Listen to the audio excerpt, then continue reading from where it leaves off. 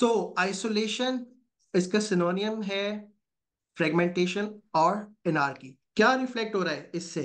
नाम से रिफ्लेक्ट हो रहा है। आप लोग मुझे प्लीज इसमें पार्टिसिपेट करें।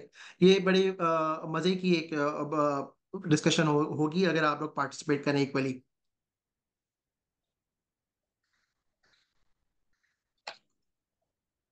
जी। आइसोलेशन या फ्रेगमेंटेशन जो स्टेप है, step one of the ladder, इससे क्या पता चल रहा है, इससे क्या रिफ्लेक्ट हो रहा है कि क्या होगा, कौन सी किस किस्म की इंटीग्रेशन होगी? हर कोई अपना पढ़ाए और कोई किसी से ना मिले। यस। बहुत ही बिल्कुल, ये तो नाम ही रिफ्लेक्ट कर रहा है कि हर कोई अपना ही पढ़ाएगा। ठीक है ना? तो बेसिकली अगर हम इसको देखें तो subjects are taught separately without any attempt to relate them. अभी हमने इतनी बात की कि हम एक सिस्टम पढ़ा रहे हैं या हम एक मॉड्यूल पढ़ा रहे हैं, तो हम चीज़ों को कोरिलेट कर रहे हैं और चीज़ों को साथ लेके चल रहे हैं, डिसिप्लिन साथ लेके चल रहे हैं। तो डॉक्टर पारस ठीक है, बिल्कुल आप सही कह रही हैं। Subjects are taught separately without any attempt to relate them. मतलब हर कोई अपने अपने तरीके से चल रहा है, अपने अपनी डगर पे चल रहा है, अपना अपना पढ़ा रहा है, जो उसको किसी को कोई पता नहीं है कि कौन कहाँ कैसे चल रहा है। ठीक है? तो उसका एडवांटेज क्या है? उसका कुछ एडवांटेज है? भाई जो लिटरेचर कहता है वो ये कहता है कि discipline are retaining their boundaries so the content is kept clear and intact. मतलब ये एक एक एडवांटेज है जो कि बहुत कोई अच्छा एडवांटेज नहीं है। बट आगे जो बात हो रही है डिसएडवांटेज की, so no attention is paid to other or related subject which contribute to the curriculum. Each subject is seen as an entity in itself. The relationship between the subjects are not explicitly covered, and related topics from two disciplines are not intentionally correlated. बहुत बड़ा disadvantage है कि आप बिल्कुल नहीं, आपको पता हो कि मेरे दूसरे डिपार्टमेंट्स क्या कवर कर रहे हैं, क्या पढ़ाने की कोशिश कर रहे हैं। So is it clear? इसको मजीद हमने एक्सप्लोर करने की जरूरत नहीं है, हर कोई अपना अपना पढ़ा रहा है अपनी मर्जी से। सो अवेयरनेस, अवेयरनेस वाले लेवल पे क्या होता है? That's second step.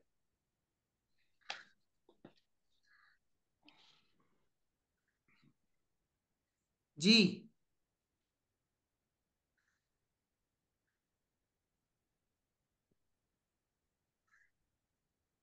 यार 44 लोग ऑनलाइन बैठे हुए इस टाइम पे excluding me.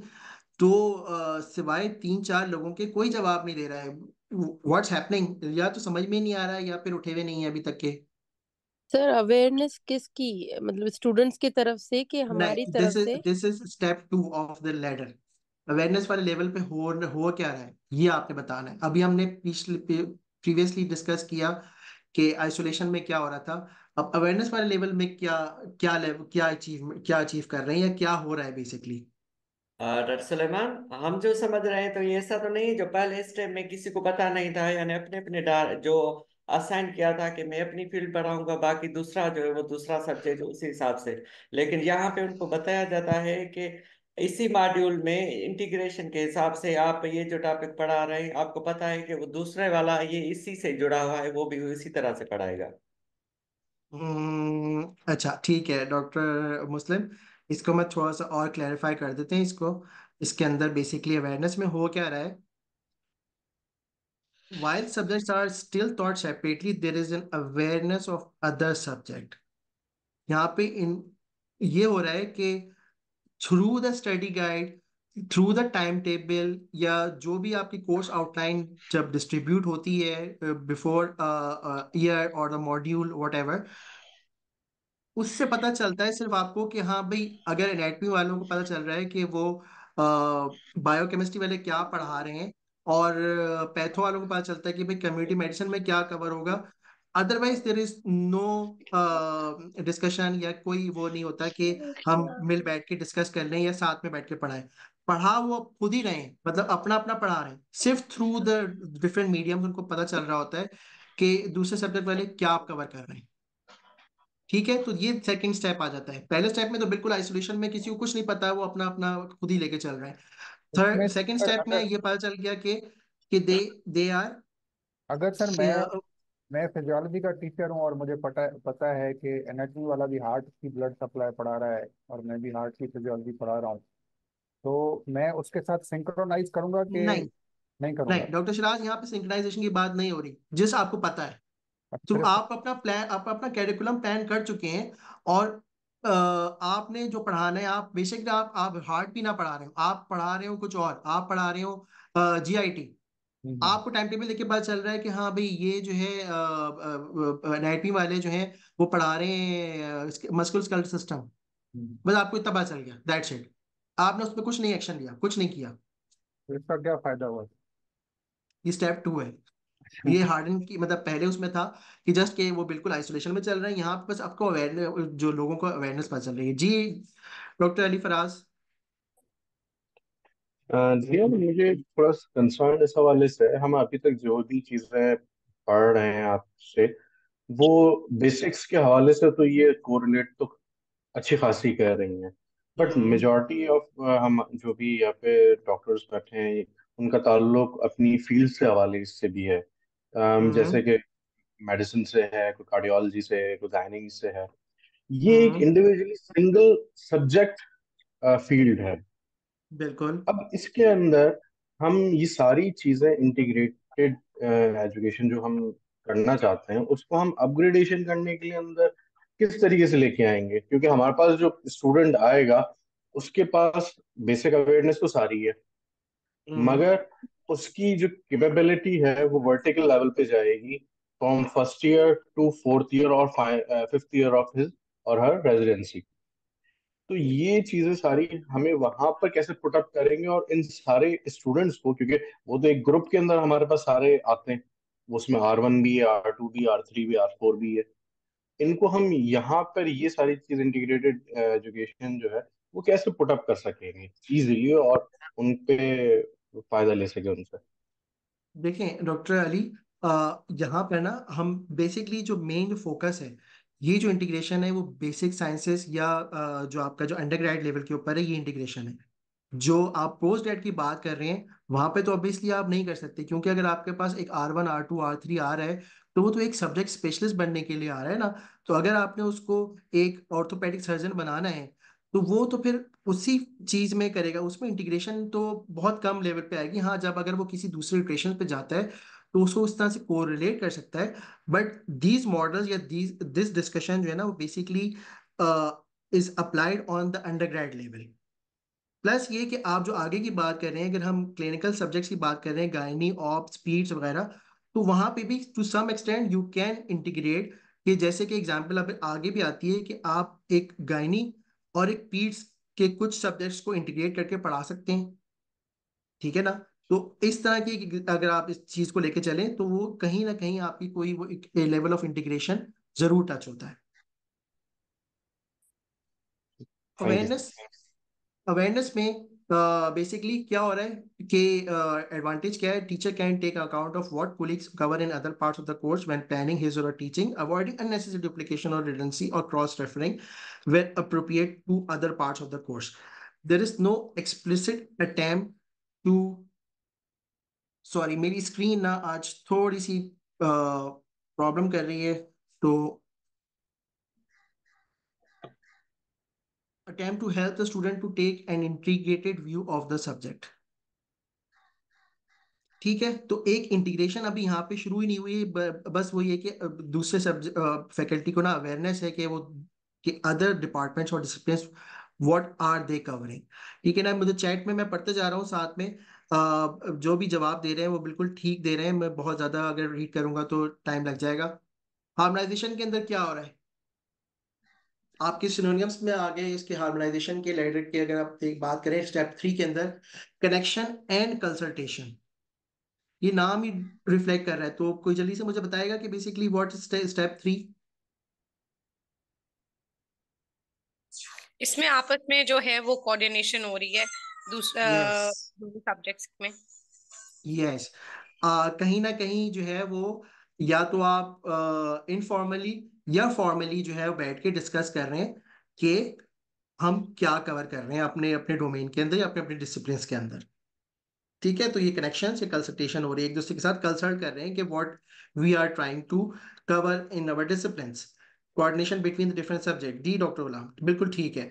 So efforts are made to harmonize or align the teaching of subjects without the formal integration. अभी भी formal integration यहाँ पे start नहीं हुई है. They are just sitting together discussing कि basically हम क्या करवा रहे हैं, कि अगर एक चीज एक डिपार्टमेंट ने कवर करा दी है तो नेक्स्ट फेज में या नेक्स्ट मॉड्यूल में या नेक्स्ट उसमें उसको रिपीट ना किया जाए, इस तरह की प्लानिंग हो रही है. इंटीग्रेशन अभी भी नहीं हो रही है. Dr. Falakna, the faculty from the concerned department consult through discussion between teachers or through curriculum planning. Very good, Dr. Falak. बिल्कुल ऐसा ही है. जो कैरिकुलम कमेटी जो होती हैं या एयर हेड्स होते हैं वो साथ में बैठ के डिस्कस कर रहे होते हैं कि बेसिकली आप लोग अपने अपने डोमेन के अंदर कवर क्या कर रहे हैं. इंटीग्रेशन अभी भी नहीं हुई है यहाँ पे शुरू start, but they are just discussing the plan. So advantage क्या है इसका? encourages teachers to adapt their programs so that each course makes an appropriate contribution to the curriculum and the overall curriculum objectives are more likely to be achieved. Disadvantage, disciplines अभी भी separately ही पढ़ा रहे हैं. Okay, so next step is nesting या infusion. Anyone from the class?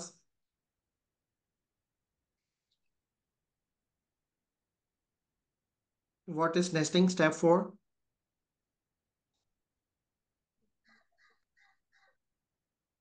चले.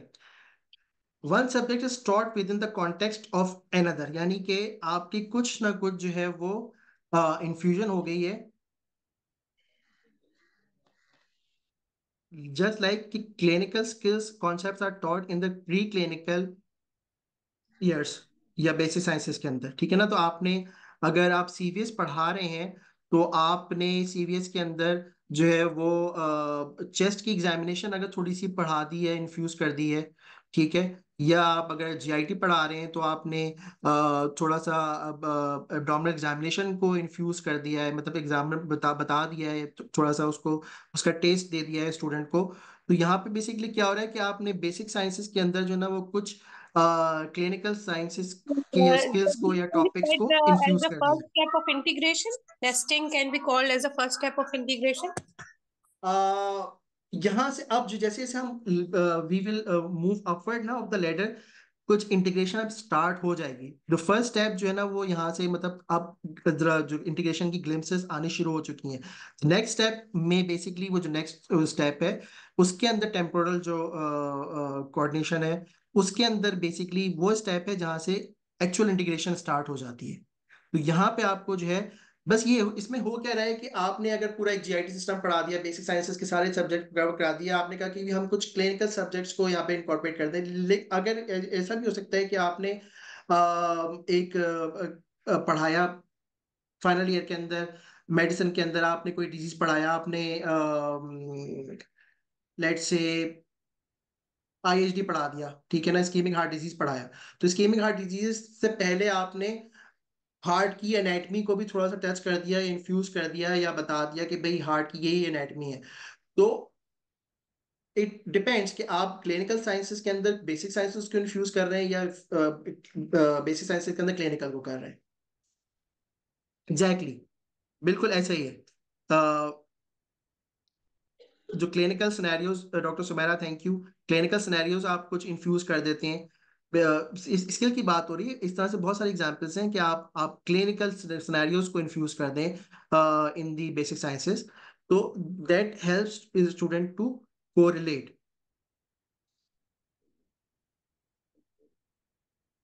Advantage क्या है? Individual subject और discipline recognises the broader curriculum outcomes, ठीक है ना. उसमें बेसिकली क्या होता है कि प्रॉब्लम सॉल्विंग स्किल्स डेवलप हो रही होती हैं जब आप स्टूडेंट को कोई प्रॉब्लम देते हैं या कोई केस देते हैं ड्यूरिंग द कोर्स, या आप अगर कोशिश कर रहे हैं कि आप क्लिनिकल साइंसेस में पढ़ा रहे हैं तो क्लिनिकल साइंसेस के अंदर आप थोड़ा सा बेसिक साइंसेस की कोई चीज़ें इंकॉर्पोरेट कर दें तो वो चीज़ें फिर आप स्टूडेंट को कोरिलेट करती हैं पढ़ाने में. तो ये एक एडवांटेज होता है इस लेवल का. अभी भी टीचिंग जो है ना वो सब्जेक्ट बेस्ड ही चल रही है, ठीक है. और जो कंट्रोल है वो सब्जेक्ट और डिसिप्लिन का ही है अभी तक के. जो है ना वो जो कहते हैं ना पावर ऑफ द डिसिप्लिन अभी तक के नहीं खत्म हुई है. बट हाँ जैसे जैसे हम ऊपर जाते जा रहे हैं जो पावर है ना वो वीक होती जाती है of the discipline. So the next is temporal coordination. ये वो लेवल है कि जहां से आपकी जो है ना, जिसके जिसके बाद से आपकी जो है इंटीग्रेशन स्टार्ट होना शुरू हो जाती है, which is also called parallel on concurrent teaching. So this is the model, subjects are taught simultaneously but remain distinct. इसके अंदर होता क्या है कि आपने एक एक थीम दे दी, या आपने कोई एक प्रॉब्लम दे दी है, उसके अराउंड जो है ना वो सारे सब्जेक्ट जो है ना वो मिल के काम करना शुरू कर देंगे। तो जैसे कि अगर हम बात करें कि हमने अनीमिया ले लिया, ठीक है ना। अब अनीमिया के अंदर एनाटमी तो नहीं होती है, फिजियोलॉजी वाले पढ़ा देंगे, हिमोपोइसिस पढ़ा देंगे, बायोकेमिस्ट्री वाले जो है वो स्ट्रक्चर ऑफ हीमोग्लोबिन पढ़ा देंगे, फार्मा वाले पढ़ा देंगे, पैथोलॉजी वाले पढ़ा देंगे anaemia in its type, pharma वाले पढ़ा देंगे भाई कि हमने किस तरह से जो ना एंटी जो है ना वो सॉरी आयरन थेरेपी कैसे करनी है। तो ये एक पूरा यहाँ पे बेसिकली इंटीग्रेशन स्टार्ट होना शुरू हो गई है। तो this level is actually the integrated teaching programme. और इसका disadvantage, teaching is still not fully integrated, अभी भी फ्रेगमेंट्स में ही है कि, लेकिन साथ बैठ के डिस्कस कर रहे हैं, प्लानिंग हो रही है, थीम वाइज चल रहे हैं, बट स्टिल वो अपने अपने डोमेन में अपना अपना अलग अलग ही पढ़ा रहे हैं। ऑब्वियसली ये यूजली ये ना हमारे यहाँ कॉमनली यही चीजें यही मॉडल जो है ना वो चल रहा होता है। अगर आप टाइम टेबल उठा के देखें तो 4 और 5 भी आपको मिलेगा थ्रू आउट द पाकिस्तान। अगर आप देखें तो इससे आगे बहुत मुश्किल है। तो बेसिकली आपका जो जो जो अगर आप टाइम टेबल डिफरेंट यूनिवर्सिटीज को उठा के देखें तो आपको ये वाला लेवल मिलेगा, या इससे अगला लेवल मिल जाएगा, उससे ज्यादा आगे नहीं हमें कहीं पाकिस्तान में मिलता। सो शेयरिंग, जॉइंट टीचिंग, इसमें क्या हो रहा है? ये तो बहुत आसान है।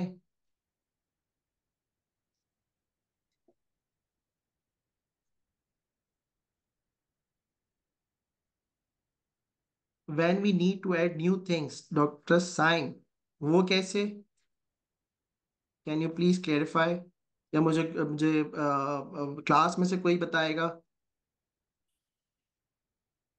यहाँ आकर प्लीज?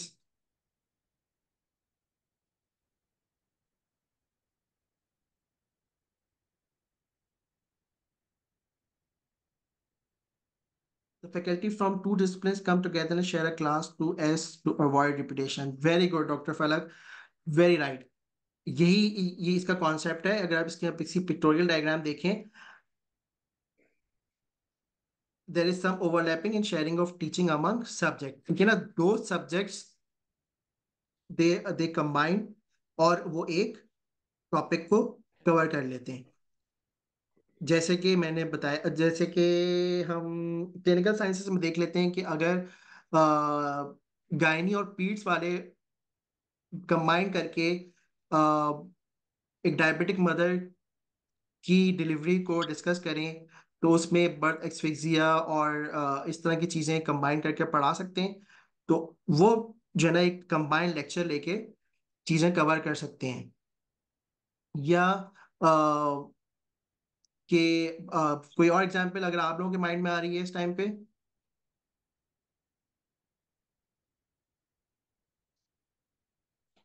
चलिए मैं ही बता देता हूँ कि अगर मलेरिया पढ़ाना है तो पैरासाइटोलॉजी वाले मलेरिया पैरासाइट पढ़ा देंगे, और उसकी कॉम्बिनेशन में जो है वो फार्माकोलॉजी वाले एंटी मटेरियल ड्रग्स पढ़ा देंगे। तो दो जो सब्जेक्ट्स हैं वो कंबाइन होके उन्होंने एक टॉपिक को कवर कर लिया, रिपीटेशन नहीं हुई। ठीक है ना? जी डॉक्टर पारस। सर मुझे ये था कि जो टेम्पोरल जो आपने इससे पहले स्टेप पढ़ाया है, उसका मतलब ये कि हर कोई अपने अपने डिपार्टमेंट में सेपरेट लेक्चर्स ले, लेकिन सेम ही टॉपिक के रिलेटेड। यस यस, और शेयरिंग से आप कह रहे हैं कि दो जो डिपार्टमेंट्स हैं वो एक ही जगह पे इकट्ठे लेक्चर लें, बिल्कुल एक ही टॉपिक एग्जैक्टली को ऐसे वो ही, डिस्कस करें, मतलब वो अपना ऐसे ही डोमेन पढ़ाए और दूसरा जो है वो अपना डोमेन पढ़ाए, लेकिन एक ही जगह पे, मतलब बिल्कुल सेम लेक्चर हॉल शेयर कर रहे हैं एट द सेम टाइम। तो स्प्लिट ये कर दिया मेन ना। डिफरेंस है। हाँ, हाफ एन आवर आप जो है ना वो जैसे कि पैरासिटोलॉजी वालों ने आके मलेरियल पैरासाइट पढ़ा दिया, हाफ एन आवर में जो है ना वो कवर कर लिया एंटी मलेरियल ड्रग्स फार्माकोलॉजी ने, तो एक कंबाइंड सेशन हो गया, ज्वाइंट अच्छा टीचिंग सर, होगी ना, वो इसका एट अ मतलब ये। टाइम मतलब वो जो पढ़ा चुके, जो जिन्होंने अपना एक हाफ पढ़ा लिया है, वो फिर हम्म। दे विल लीव और दे विल स्टे देयर, और एक दूसरे के साथ फिर वो एंड में वो फिर कोऑर्डिनेट भी करेंगे क्या, मतलब उन्होंने डॉक्टर अपना पार्ट पारस, पढ़ा लिया, दे हैव टू वो लीव? वो उनकी मर्जी है, मतलब लेकिन अच्छा, एक कंबाइंड ठीक है। सेशन तो हो गया ना, एक कंबाइंड सेशन हो गया, ये नहीं हुआ कि आपने घंटा इसको ले लिया और एक घंटा जो है ना फिर आपने कहीं और किसी और हफ्ते में किसी और दिन पे किसी और डे पढ़ा दिया वो टॉपिक। आपने एक ही सेशन रखा, आपने बस सिंपल रखा मलेरिया पढ़ाना है। अब अच्छा, मलेरिया ठीक है, पढ़ाने के लिए दो सब्जेक्ट्स, दो डिसिप्लिन कंबाइंडली आ गए कि भाई हम ये दो मिलके इस तरह से पढ़ा लेंगे। ठीक है, ठीक है, गॉट इट। ठीक है, तो ये इसके एडवांटेजेस हैं।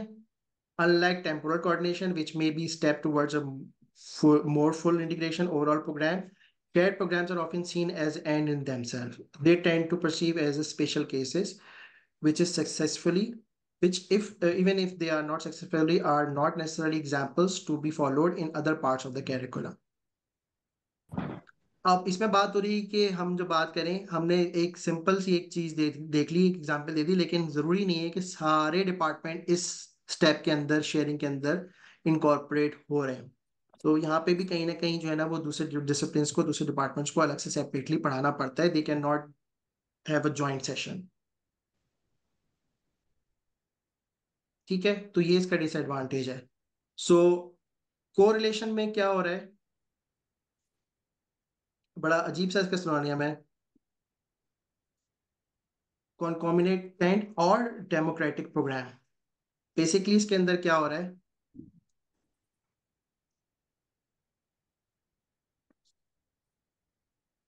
इसके अंदर ना बेसिकली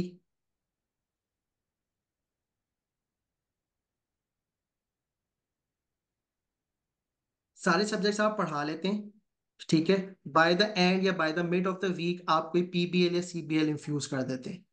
तो होता है क्या है कि एनाटमी ने, फिजियोलॉजी ने, बायोकेमिस्ट्री ने, पैथो ने, फार्मा ने जब पढ़ा चीजें पढ़ा दी हैं थ्रू आउट द वीक, आप या पढ़ा रहे हैं, और आपने उसको कोरिलेट करने के लिए या उसके कॉन्सेप्ट को मजीद क्लियर करने के लिए आपने बाय द एंड या by the mid of the week जो है आपने पीबीएल डाल दिया, या अगर आप क्लिनिकल सब्जेक्ट्स में जा रहे हैं, आप अगर आगे चले गए हैं पैथो में या इसमें, तो आप सीबीएल का सेशन रख दें, so that all the subjects are correlated in this step. Simple सी बात है, इसमें कोई वो नहीं है कि कोई अब सब सब्जेक्ट पढ़ा रहे हैं अपना वो थीम वाइज ही पढ़ा रहे हैं। बेशक आपने कोई डिजीज लेके पढ़ा दिया थ्रू आउट द वीक, कोई कोई आपने हेडेक पढ़ा दिया थ्रू आउट द वीक, और फिर आपने आखिर में उसके साथ कोई सीबीएल या पीबीएल इन्फ्यूज कर दिया, तो जो जो भी सब्जेक्ट्स पढ़े हैं स्टूडेंट्स ने वो उसको कोरिलेट कर सकें ड्यूरिंग दिस स्टेप। सो इस तरह से इंटीग्रेशन को एक फर्दर स्टेप आगे लेके गए हैं।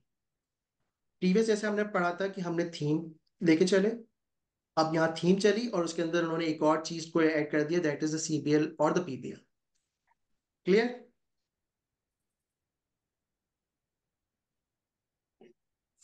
So within this framework, an integrated teaching session or course is introduced in addition to the subjects based teaching. ठीक है, इंटीग्रेटेड टीचिंग सेशन में हमने बात कर ली पीबीएल या सीबीएल आ गई या टीम बेस्ड लर्निंग आ गया, तो आप इस तरह की चीजें इनकॉर्पोरेट कर सकते हैं। जी डॉक्टर पारस,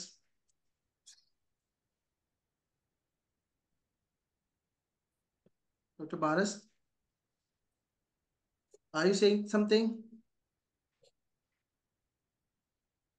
ओके, नो सर, सॉरी, वो मैं रेज हैंड जो है उसको हटाना okay, भूल okay. गई थी। It's all right.